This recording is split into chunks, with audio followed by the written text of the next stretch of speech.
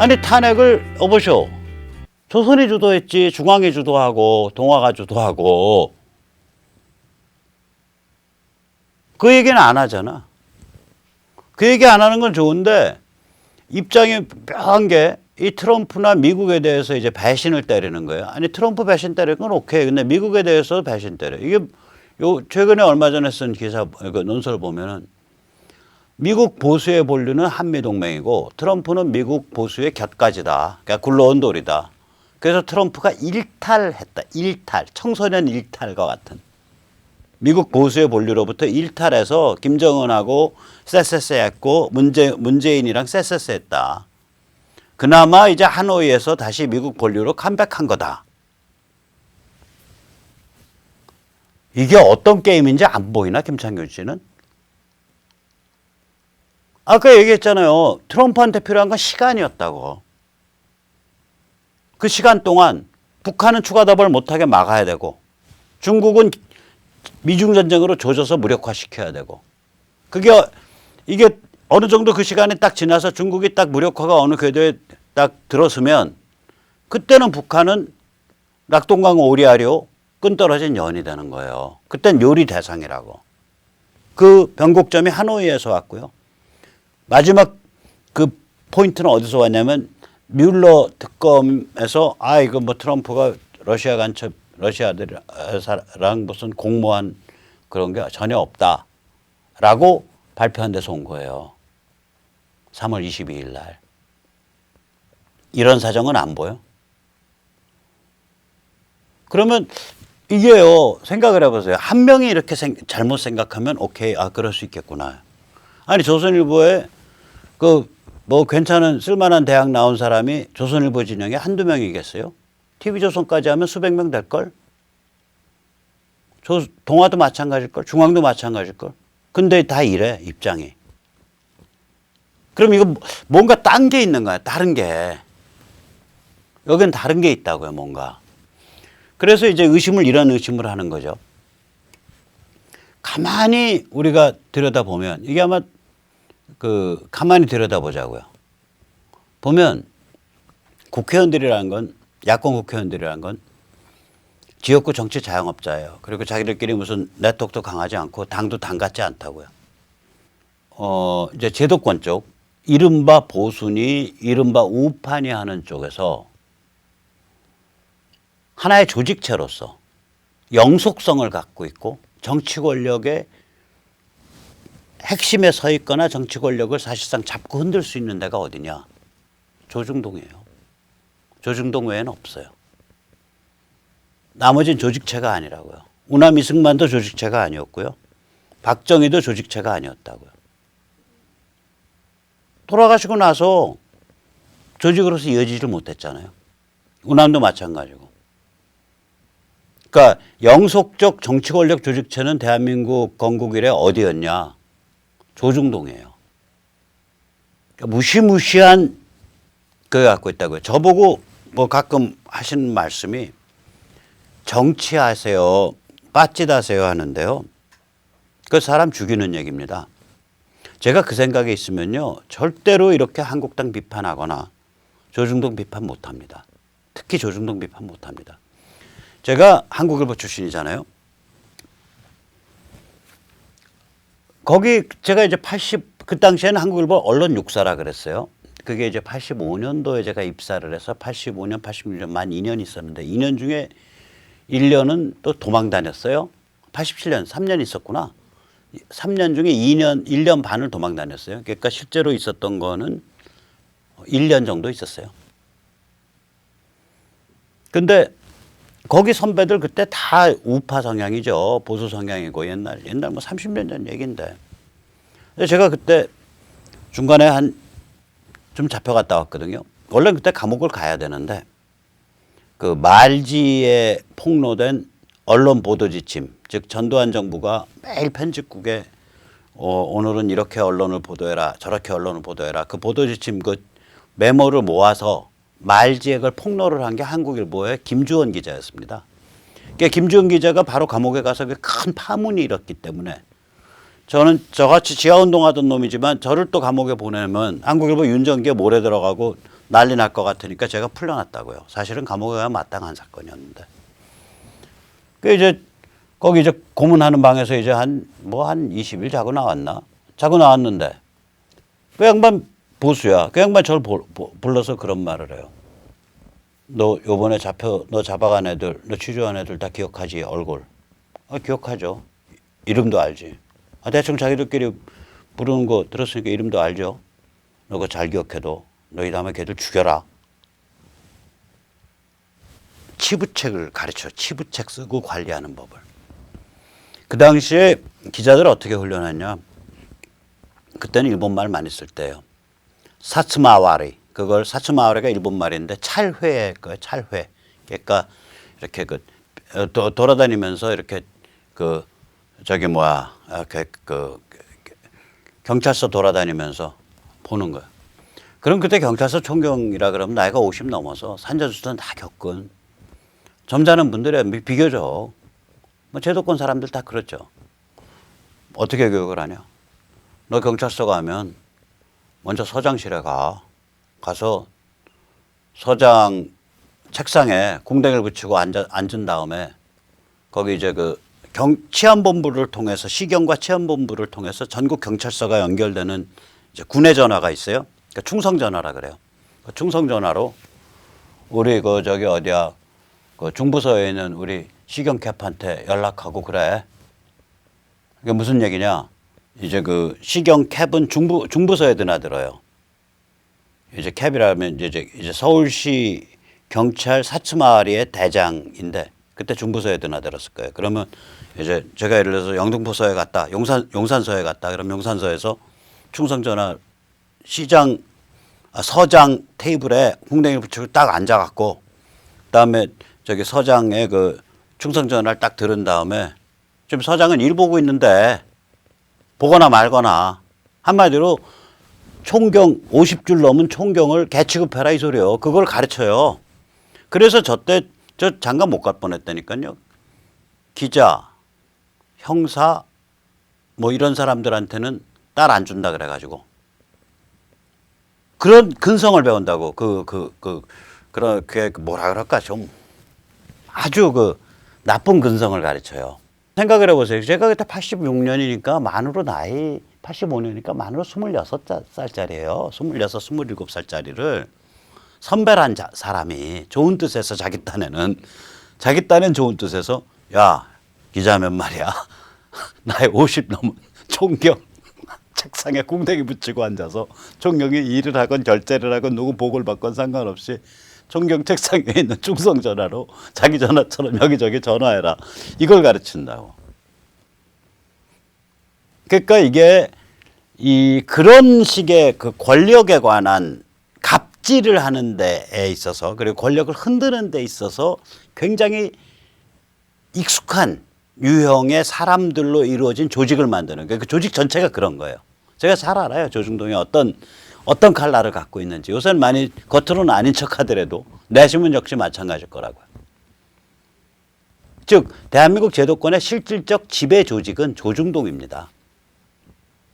이 사람들의 관점에서 보면 북한이 해방되면 대한민국의 정치 쓰나미가 일어나고 그럼 자기들이 지금까지 지도력과 권력을 누려온 그 생태계가 깨진다라고 생각할 거래요. 그래서 북한 해방이 달갑지 않은 거예요. 그래서 미중전쟁도 달갑지 않고 미중전쟁에 대해서 한 번도 이거는 중국이 세계 질서와 인류 보편의 규범과 가치를 어긴 데 대한 미국이 참고 참아왔다가 이번에 셰일 혁명이나 기타 등등의 미국의 근본적 변화의 추세를 타고 트럼프가 이를 벌인 거다. 이런 식의 해설 없잖아요. 조중동에. 저 한 번도 못 봤어요. 한 번도 못 봤다고요. 그러니까 미중전쟁도 달갑지 않고 트럼프가 지금 미국이 북한을 접수하려고 온갖 입체적 전략과 작전을 쓰고 있다. 이것도 외면해버리고 달갑지 않으니까. 그 다음에 세 번째가 탄핵에 대해서도 당연히 자성이나 반성이 없죠. 왜냐? 자기들이 탄핵 난동을 주도한 1번째 아니에요. 이게 아마 동아였을 거예요. 거기 보면 세월호 한 달 뒤 모습에 증인들 모두 나는 실수를 안 했지만 또 다른 누구. 다시 말하면 세월호 사건 터져서 애들 3,400명 죽었는데 저 여자는 얼굴이나 뜯어고치고 자빠졌었다. 이게 메시지 아니에요, 기사에. 아니, 면도칼이 들어가서 안면 근육이 부들부들 떨리고 마비가 오니까 면도칼 그 상처 때문에. 그래서 아마 저 성형을 받은 걸로 아는데 그런 얘기 하나도 없이 세월호 한 달 뒤. 그러니까 그 악랄함이라. 조선은 저기 뭐야, 저 세월호 7시간 갖고 최보식이가 나서서 시비 걸었잖아요. 그동안 뭐 했냐 이거지. 그룹 섹스하고 비아그라 먹고 침대에서 처자빠져 있었냐. 이런 식의 의심을 사람들이 갖게끔 만드는 거 아니에요. 그럼 그게 뭐 거의 썬데이 서울 저 옐로우 신문, 옐로우 페이퍼지. 이런 탄핵 난동에 관한 원죄가 있다고 이 사람들이. 그러니까 대한민국 정치 쓰나미 일어나면 이 문제도 결국 불거질 텐데. 그럼 자기도 완전 작살나는데. 그래서 이게 다 싫은 거예요. 그러니까 이 분단 구조가 허물어지고 북한 해방이 오고 있다라는 것도 직시하기가 싫고 그걸 알리기도 싫고 그리고 가급적이면 그러지 않을 거다라고 생각하고 싶어하고 그다음에 미중 전쟁이 아주 본격적으로 진행되고 있다는 진실도 직시하기도 싫고 보도하기도 싫고 해설하기도 싫고 즉 다시 말하자면 인류와 미국과 트럼프와 북한과 북한 해방에 대해서 적대적입니다. 저는 그렇게밖에 해석이 안 돼요. 제가 뭐 특별히 많이 배워서 특별히 무슨 뭐 천기를 알아서 이런 걸 해설하고 있는 게 아니거든요. 그냥 웬만한 자료 보고 영어 자료 좀 보고 뭐 미국 방송 좀 듣고 혼자서 톡박 굴려서 생각을 해보면 이게 이렇구나. 이게 보이는 건데 어떻게 그렇게 일사불란하게 미중 전쟁에 대해서도 아닥, 북한 해방 분단구조 해체에 대해서도 아닥, 이거 다 아닥이잖아요. 다 아닥이에요. 야, 참 묘하다. 참 묘하다. 그렇게 생각을 하고 있어요. 그러니까 멘탈이 그런 게 달갑지 않기 때문이 아닌가. 그런 생각이에요. 그래서 이 자리를 통해서 이제 이른바 보수니 이른바 우파니 이러한 영역에서 유튜브를 하시거나 또는 이런 그 조중동이 아닌 마이너 언론으로서 지대한 오피니언 리더 역할을 하시는 그런 분들께 권합니다. 조중동에 대해서 칼질하세요. 조중동에 대해서 싸우세요. 포인트는 3개입니다. 첫째, 미중전쟁, 조명. 둘째, 북한 해방, 분단구조 해체에 대한 조명. 셋째, 탄핵에 대한 자성과 반성 촉구. 그 3가지 포인트로 싸우십시오. 그래야 진정한 우파고 진정한 보수입니다. 자, 그런데 조중동이요, 숟가락 놓게 생겼어요. 미디어 지평이 바뀌고 있거든요. 우선 첫째, 그 유튜브가 요새 누가 텔레비 제대로 보는 사람이 어디 있어요? 특히 젊은 친구들. 우선 기기가 몇 종류로 보냐? 마폰, PC, 노트북, 또 멋쟁이들은 타블렛 PC, 그 다음에 TV, 5종류 인터넷 TV, 다 인터넷 단말들이에요. 5종류의 인터넷 단말로 자기가 원하는 컨텐츠를 자기가 원하는 시간에 봐요. 이미 매스미디어 시대가 끝났다는 얘기예요. 조중동 매스미디어잖아요. 신문도 매스미디어고 종편도 매스미디어거든요. 매스미디어 시대가 끝난 거예요. 동영상에 있어서는. 오케이? 그럼 텍스트에 있어서는 어때? 카톡, 페이스북, 트윗, 텔레그램, 인스타 이런 SNS가 밀고 들어오니까 마찬가지로 종이신문의 시대도 끝나가고 있는 거예요. 다 끝났어요, 이제. 이젠 다 끝났어요. 트럼프가 미국 주류 언론이랑 싸울 수 있었던 힘이 뭐예요? SNS 때문에 싸울 수 있었던 거 아니에요. 물론 그 옆에서 폭스뉴스나 전에 제가 언급했었던 싱클레어 미디어 그룹, 그 라디오 송출하는 라디오 방송국들, 전국에 한 190개 정도 라디오 방송국의 네트워크입니다. 여기서 큰 역할을 했지만 기본적으로는 이런 소통 환경의 변화에 굉장히 의존을 많이 했다고요. 그러고 보면 조중동은 과거의 미디어고 과거의 권력에 지나지 않습니다. 그래서 우리가 앞으로 이런 말 유행시켜야 돼요. 너 아직도 조중동 종편 보니? 그 촌스럽게 그런 거 보고 있니? 혹은 그 박원순이 그랬잖아. 저기 그 서울시 그 캐치프레이즈가 뭐죠? 대중교통 타는 우리 아빠. 미세먼지 해결사. 저는 굉장히 마음에 안 드는 캐치프레이즈예요. 그거 잘못 해석하면요. 저같이 마음이 꼬인 사람, 살벌한 사람이 딱 해석하면 뭘로 보이냐?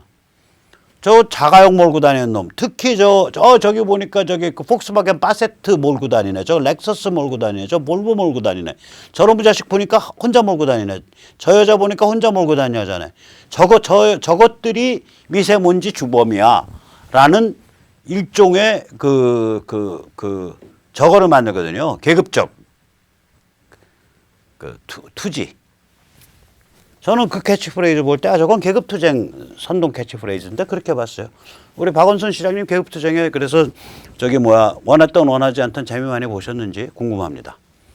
우자지단간에 그거를 갖다가 본따 갖고 이렇게 이제 말을 그렇게 하면 되죠. 유튜브 보는 우리 할배, 종북 친북 최강 킬러. 이제 그런 것 이제 그거 차에다 써붙이고 다녀야 돼요 앞으로. 차에다가 딱 써서 붙이고. 또는 유튜브 보는 우리 할매, 종북 친북 최강 킬러.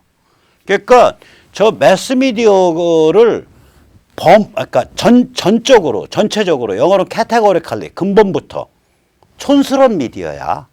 아직도 그거 보니? 아직도 조중동 보니? 아직도 종편 보니? 이렇게 공격을 해서 저 인간들의 밥줄을 한 5분에서 내지 90% 잘라버려야 됩니다. 저거를 지금 간닥간닥 남아있는 밥줄조차도 한 50%, 한 90% 잘라버려야 돼요. 앞으로 그렇게 될 건데 그걸 우리가 좀 더 가속화시켜줘야 돼요. 자, 이런 상황인데 국회의원은 뭐냐? 제도권 국회의원. 그러니까 야권 국회의원. 제도권을 대변한다는 국회의원. 지금 현재 야권 국회의원. 조중동의 사냥개예요. 조중동이 뭐라고 하냐 이것만 보고 있는 거예요. 왜냐? 아까도 말씀드렸지만 대한민국 건국 이래로 영속적인 지속 가능한 지속적인 조직체로서 정치 권력에 관한 첨예한 이해관계를 가진 유일한 집단이 조중동이었습니다. 그 집단이 그래요. 그러니까 국회의원은 한 명 한 명이 고립되어 있는 지역구 정치 자영업자니까. 조중동의 바람이 어떻게 부냐에 따라서 바람이 이렇게 분다 그러면 튀어나가서 무는 거죠. 탄핵 때 딱 보세요. 조중동이 박근혜 죽이자 하고 튀어나가니까 그냥 튀어나가서 물잖아요. 조중동의 사냥개죠. 그러니까 이거는 그런데 자, 이 사람들 그럼 지금 뭐 하고 있냐? 조중동도 요새 고민이 많거든. 그러니까 이런 짓 하고 있는 거예요. 캐캐묵은 흘러간 옛 노래 반복 중이에요. 저랑 동시관계에 있던 몇 분들이랑 해서 무슨 어떤 시민단체 만들어서 오늘 국회 회의관에서 발표했다는데 저 좀 여러 가지로 섭섭한 게 거기 왜 유승민이 나와서 마이크를 잡냐고. 유승민한테 마이크 주는 순간 우리 뺨친 거거든. 나 같은 놈 입장에선. 옛날에 같이 시민단체에 있었고 같이 밥 먹고 술 먹고 했는데 우리 그렇게 뺨치고 살지 말자고요. 나도 뺨 맞았으니까 한 대 할게. 다시 나도 들이받아야 될 거 아니야. 저런 사람 마이크 주면 안 되는 거예요. 저런 사람 마이크 주고 박형준 나오고 원희룡 나와서 결국 한다는 소리가 뭐겠어요? 뻔한 거 아니에요. 중도 보수 통합 이 얘기 할 거 아니에요. 보수의 중도가 어딨냐고. 그냥 보수면 보수지. 그러니까 이게 그러면서 안 하는 소리는 뭐냐? 미중전쟁 얘기 안 하죠. 제가 오늘 발표자들 그거 좀 들어봤는데 미중전쟁 얘기 없어요. 북한 해방 얘기 없어요. 탄핵 자석 얘기 없어요. 그럼 이 사람들만 그러냐? 저기 또 다른 작은 정당 있잖아요. 거기는 또 박근혜 얘기만 해. 박근혜 얘기만 가지고는 안 돼요. 박근혜 탄핵 얘기도 할 때 이게 조중동의 인격살인으로 조중동에 치고 그거를 국회의원에 나가서 물어뜯고 그거를 그 인민재판을 진행하는 사법부가 가서 맷돌에 갈았다. 시스템을 비판해야 돼. 시스템을. 그리고 나아가서 그것만 가지고도 안 돼요. 더 중요한 게 있어요. 우리가 박근혜 대통령에 대해서 유일하게 인정해 주는 게 뭐예요?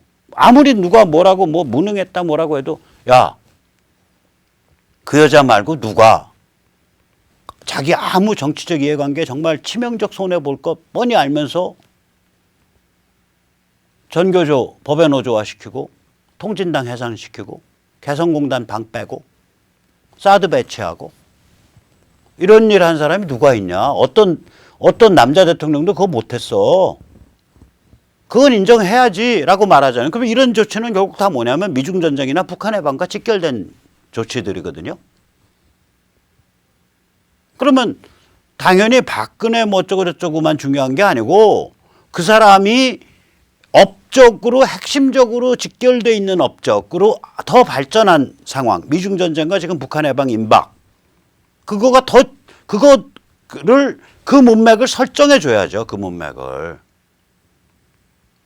그래서 태극기 집회에서도요, 앞으로 미중전쟁과 북한 해방 얘기 안 하면 저거 사쿠로 아니야? 저거 박근혜 팔이 아니야? 이렇게 의심해 볼 소지가 있다니까요. 유의미한 문맥 날려버리고, 거기다 더 나가서 박 대통령 탄핵에 관한 조중동의 역할이나, 그 다음에 조중동이 이게 범인이거든요. 조중동이 범인이고, 그 당시에 뛰었던 김무성, 유승민, 기타 등등은 이거 사냥개들이라고요. 사냥개 중엔 잘생기고 큰 사냥개죠. 혹은 번견들, 무시무시한 마스티프 같은, 티벳 마스티프 같은 거, 사자개 같은 거. 그런 우람한 훌륭한 개 같은 그런 존재들이라고 이게 죄송합니다. 저는 최소한 티벳 마스티프를 얘기한 거니까 전 전혀 인격적으로 모독할 뜻이 없어요. 아무튼 간에 사냥개들이라고 이거는. 그러면 사냥개를 부린 오나를 까야죠. 박근혜 그 탄핵을 비판하는 태극기 집회라 그러면 조중동을 까야 되는 거예요. 그다음에 박 대통령이 해놨던 그 업적과 직결되어 있는 미중전쟁과 북한 해방에 대해서 얘기해야 되는 거라고. 앞으로 이런 관점에서 국회의원들의 행태를 우리가 잘 주도 면밀하게 심판을 하고 관찰하고 심판해야 돼요. 자, 그래서 우리가 조중동이나 국회의원들한테 드리고 싶은 마지막 메시지는 이거예요. 우리의 사냥개가 되라 이거예요. 자유시민의. 아니면 우리한테 심판당해서 돌아가시든지. 조중동 잘 들어두세요. 지금 미디어 환경 당신들 사업 유지하기 힘들어. 그런데 당신들이 우리 자유시민의 충성스러운 사냥개가 되면 목숨만은 살려줄게요. 우상호 말입니다. 국회의원들도 마찬가지예요. 당신들이 우리의 사냥개가 되면, 자유시민의 사냥개, 대한민국을 위한 사냥개가 되면 당신들 밥줄 보장해 줄게요. 그 사냥개가 물어뜯어야 되는 타겟은 어디냐? 간첩, 종북, 친북. 뛰어들어서 투쟁해야 되는 목표는 뭐냐? 바로 우리 자유시민진영, 자유진영의 업그레이드. 다시 말해서 가치와 원칙과 정신문화를 정립하는 것. 이런 것들이라고요. 이게. 제가 어떤 훌륭한 국회의원이 역사 교육이 너무 개판이 됐다. 그래서 이 역사 해석에 관한 전쟁에 힘을 합치고 싶다. 그런 말씀을 하셨다고 전해 듣고 중간에 말을 전한 사람한테 그분께 이런 말을 전하라 그랬어요. 옛날에 전모 씨처럼, 저희 비례대표 받은 전모 씨처럼 한 시즌 떴다방 찍어 먹고 뜰 것 같으면 이거 건드리지 마세요. 그냥 떴다방식으로 건드리세요. 그럼 혼자서 건드리시면 그냥 저희가 옆에서 박수 쳐드리고 끝낼게요. 그러나 이 문제는 까면 대한민국 제도권의 구린데 다 나오고 여기에 김구 띄운 거, 단재 신채호 띄운 거 이거 다 걸려 있는 거예요. 심지어는 동이족, 우랄 알타이 이런 민족 담론 띄운 거 다 걸려 있어요 이거. 아니 동이족, 우랄 알타이, 단군 알베 제일 열심히 띄운 데가 지금 평양이에요. 이거 다 걸려 있다고요.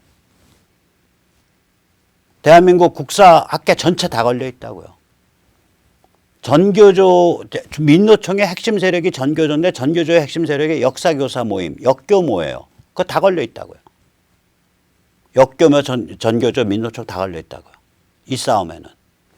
따라서 이 싸움은 굉장히 크고 근본적인 싸움이니까 만약에 이러한 크고 근본적인 싸움에서 지금 당장 오늘 투표, 내일 투표, 모레 투표 이런 거는 조금 초월해서 여기서 큰 병풍을 우리 국회의원들 몇 명이 나서서 쓰겠다라는 그래서 한 10년 정도 병풍 노릇을 좀 해보고 싶다. 이렇게 판단하신다면 그때 얘기하십시다. 라고 그 말 전한 분한테 제가 그렇게 말씀을 해드렸어요. 이제는 다 그렇게 정신 번쩍 차려야 돼요. 저도 사냥개가 될게요. 저 이미 사냥개 역할 하고 있잖아요. 저는 불픽도 그래 개대가리 아닙니까? 불독. 그러니까 조중동과 국회의원들도 이제 사냥개가 되셔야 돼요. 불독은 원래 사냥개 아니죠. 진짜 사냥개가 되셔야 돼요. 테리어, 포인터, 리트리버. 이런 진짜 사냥개가 돼야 됩니다. 아니면 우리 자유시민의 손에 의해서 심판당에 돌아가시든지. 뭐 말하자면 좀 잔인한 얘기지만 그게 현실입니다. 그게 현실이니까 조중동이나 국회의원, 야권 국회의원들 좀 명심해 주시기 바랍니다. 자, 그런 의미에서 이번에 동지들과 함께 만든 심판연대 조직에서 이번 목요일 날 4월 4일 저녁 오후 6시 30분부터 이수역 11번, 12번 출구 사이에서 동작을 정치심판대회를 엽니다. 우리는 자한당의 집독회가 아니고요. 우리는 총알 대신 투표로 살리고 죽입니다.